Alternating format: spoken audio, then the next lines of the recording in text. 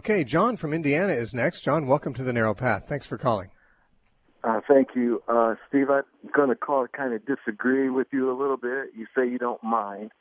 So one thing is you are a preterist. And one thing I've noticed about all the preterists is that they seem to be slightly anti-Semitic.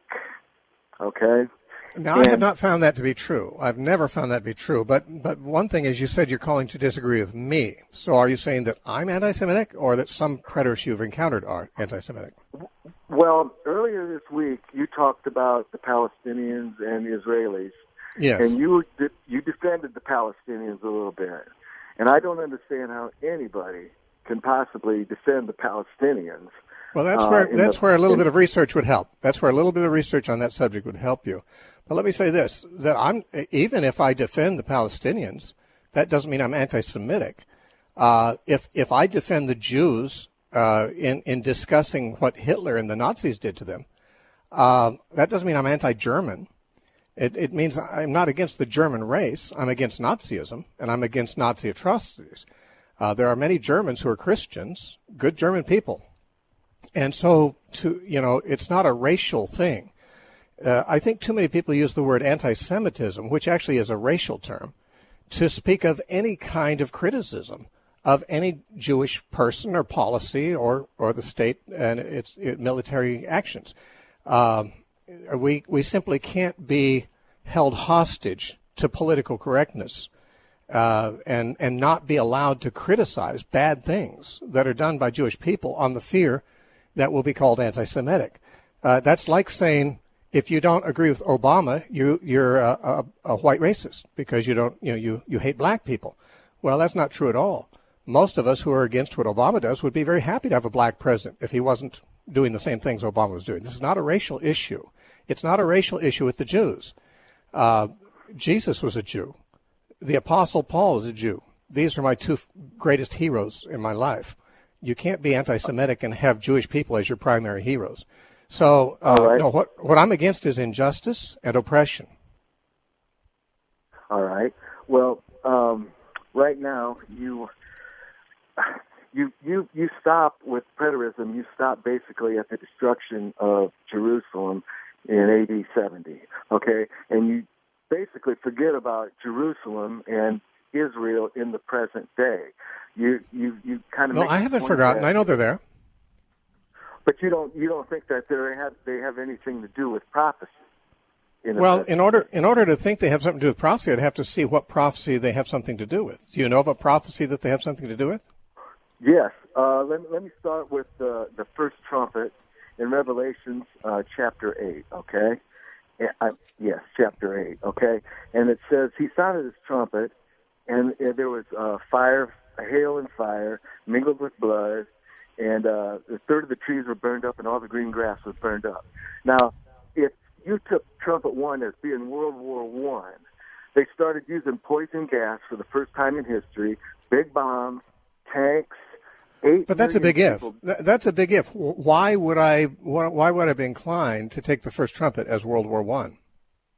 Because it dwarfs Jerusalem and 8 million people killed. And let me say that was the first scorched earth policy that was ever taken up, in which they burned all the land that they were on, that they moved through, so that nobody could eat and nobody could collect any fruits or crops that were made on that land. Well, let me ask you something. If you think that the first trumpet is describing a scorched earth policy, well and good. You're certainly entitled to believe that. But why would you know that it's the World War I? You say that's the first scorched earth policy. Well, not really. I think General Sherman practiced the first scorched earth policy in the Civil War. But the truth is, there's lots of wars where scorched earth policies have been practiced by various people. So why would reading about a scorched earth policy in Revelation tell you that it's that particular one and not some other one, since there could be very many different situations that fit that description? Well, because the quantity of people, the quantity of people that died, 8 million, that dwarfs anything. Well, it might dwarf anything that's happened so far. But what if 100 years from now, there's another war where 100 million people are killed? Wouldn't that be a better candidate? Well, then came World War II, which would be the second trumpet. In that one, 52 million died in that one. And it says, and in that one, 6 million Jews are mentioned in the Holocaust, which, we know. They're mentioned in the Bible? Well, no, but we know history that this war was... Let me jump in here a minute if I can. Okay. It sounds to me like you're simply saying that a couple of very ambiguous passages in the Bible sound to you like they could be harmonized with some events known to us in modern history. Well, that may be true. Many things in Revelation can be harmonized with many things in history. If you study the different views of Revelation, you'll find that the historicist view actually compares these things with the Arab invasions of the Byzantine Empire. And they have a great number of parallels that they can find between these trumpets and those wars. But those are wars you haven't studied, apparently, and therefore you don't see the connections. You see connections with the newspapers, and then the preterist view, of course, can easily find parallels there between these passages and the Jewish wars. So, I mean, there's a lot of different wars that different approaches to Revelation can see there. The problem is that we often assume that our first impressions of Revelation are true in contrast with other possible interpretations, but we often do not require ourselves to give a reason why our interpretation is better than the other interpretations. And that's what I would want to do. What? I want to right now. When it mentions a third of the ships were sunk, okay, and that were destroyed, 105,000 ships were involved in World War II. Is that a third of the ships? Is that a third of the ships in the world? Were a third of them sunk? Yes, 36,000 were sunk. Okay. That's exactly one-third. But that's not all the ships in the world. No, but it was all the ships in World War II. Right, but there's no specific mention of World War II in the Bible. Well, no, but 52 million died in World War II and 6 million Jews. And okay, well, let me tell you, John, I'm glad to talk to you about these things, but I received a letter or an email recently from somebody who said that they don't listen to our show anymore because too many people call in and ask about the Book of Revelation. I almost have to set a moratorium on questions about Revelation, especially such speculative ones. I mean, if someone wants to ask, what this or that represents, and we have some clear biblical parallel that tells us what it means, that's one thing. But if we had everybody call in and say, I think this refers to World War II. No, I think it refers to Vietnam. No, I think it refers to Afghanistan and Iraq today. No, I think it was the Civil War. Well, anyone can think what they want to think, but the real question is, what reason do we have to believe that what we're identifying it with is more correct than what other views identify it with? And do we even know? Are you even aware of what other views identify with? Have you read my book, Revelation 4 Views? Revelation 4 Views? No. Okay. Well, that would be a good place to start, because there you could find what the different views of Revelation say about it, and you could actually see why they think they're right. And at this point, you don't know why they think they're right. You're just going with your view because it feels right to you. But the views that are contrary to your view also feel right to them. Okay, can I say just one other thing? The next trumpet says Chernobyl, and Chernobyl in Ukraine means wormwood. That's I've been told that. I don't know if that's true, but I've heard that. Yeah. You can Google that up. That's for sure. And then it's not an issue to me. Yeah. All right. You quote Josephus a lot. Okay, when you're talking about the destruction of Jerusalem, and Josephus was a traitor. Everybody knows that. I mean, you can look that up too. Well, he was a traitor. He was a traitor in the same sense that Jeremiah the prophet was a traitor, because he did exactly what Jeremiah did. Jeremiah the prophet was put in jail by the Jews as a traitor because he told them to surrender to the Babylonians. Of course, God told Jeremiah to tell them to surrender to the Babylonians, and he did so because he was a patriot, because he knew that if the Jews did not surrender, they would be wiped out. That's what God told them. That's what Jeremiah told him. And the Jews called him a traitor and therefore put him in prison. Josephus played exactly the same role, although I don't know if God ever spoke to Josephus. Josephus saw that if the Jews did not surrender, they'd be wiped out by the Romans. He was right. He told them so. He asked them to surrender. They threw rocks at him, hit him in the head with a rock. They consider him a traitor because he sided with the Romans. No, he was siding with his own people. He was saying, listen, I want you not to be destroyed. And that's exactly what Jeremiah was saying. Josephus and Jeremiah are traitors in exactly the same sense. They both warned their people to surrender because that was the only hope for their people to survive.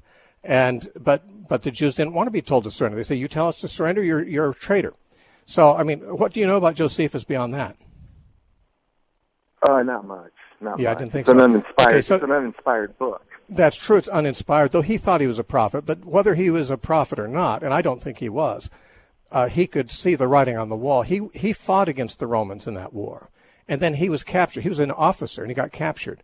And when he saw that the resources the Romans had, it wasn't very long before he knew Jerusalem was going to be wiped out. And so he begged with his people to surrender and go peaceably. And Titus, the Roman general, was quite willing to treat them generously if they would, if they'd surrender. And they didn't, and so they got wiped out just like they did by the Babylonians in Jeremiah's day. So you can call it a traitor to someone who wants to save his people from massacre, but I would call it a patriot. All right. You don't think that the Jews becoming a nation in one day after all they went through is as awesome as the Exodus? Well, they didn't become a nation in one day. That's why you should study the history. I mean, there was a calendar day when the United Nations recognized them as a nation, but that was only a recognition of something that had been developing for decades. And frankly, it wasn't any more true the moment after the United Nations said it than the moment before. It still was disputed. When the United Nations said that Israel was recognized as a nation, the wars between the Jews and the Palestinians, which had been going on before that declaration, continued after that declaration. Nothing changed.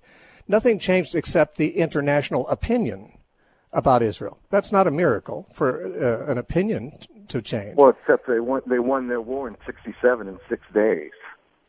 Yeah, you should study the story of that too.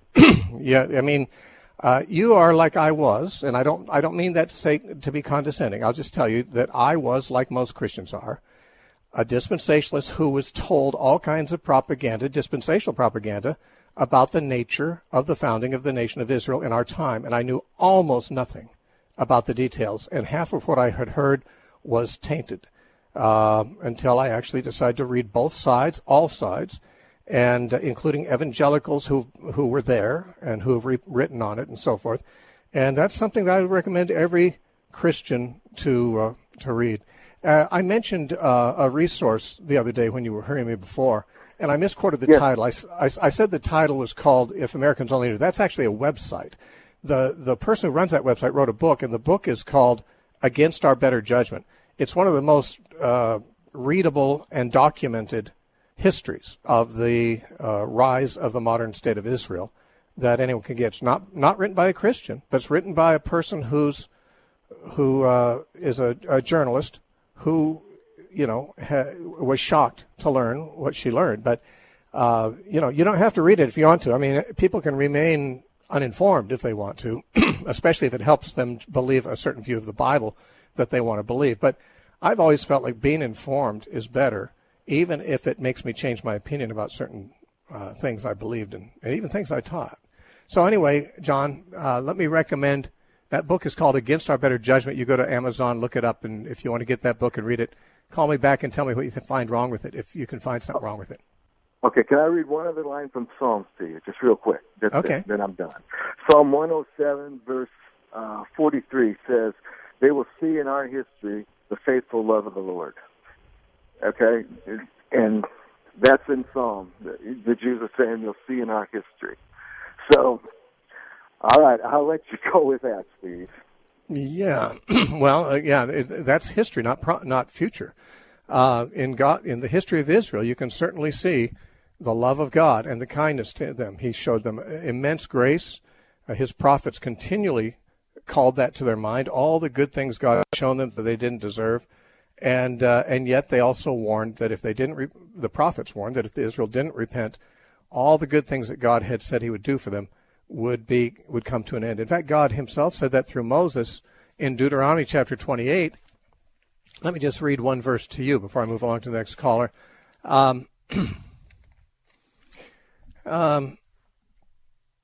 It says, it's more than one verse, it's a lengthy thing. He talks about he tells Israel if they don't continue in in obedience to him.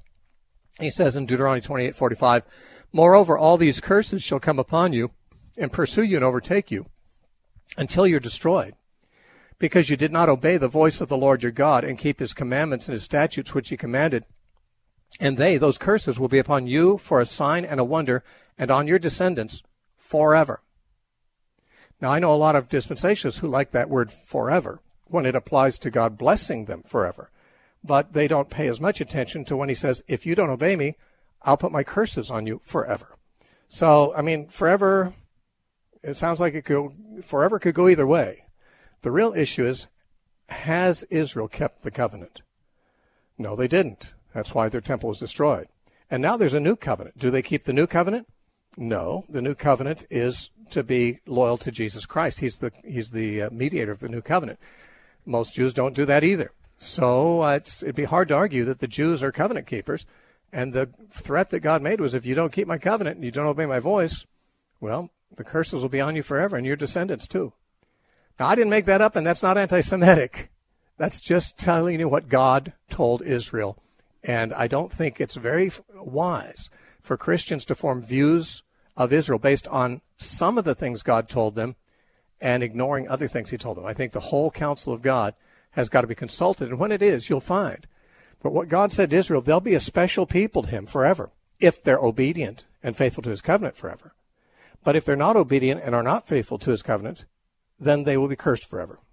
So I didn't make that up. Don't call me anti-Semitic. That's Moses. If Moses was anti-Semitic, then fine. But I don't believe he was. You've been listening to The Narrow Path. My name is Steve Gregg, and we are a listener-supported ministry. If you'd like to help us out, you can write to The Narrow Path, P.O. Box 1730, Temecula, California, 92593. Or you can donate from the website if you want to, where everything is free, thenarrowpath.com. Thanks for joining us.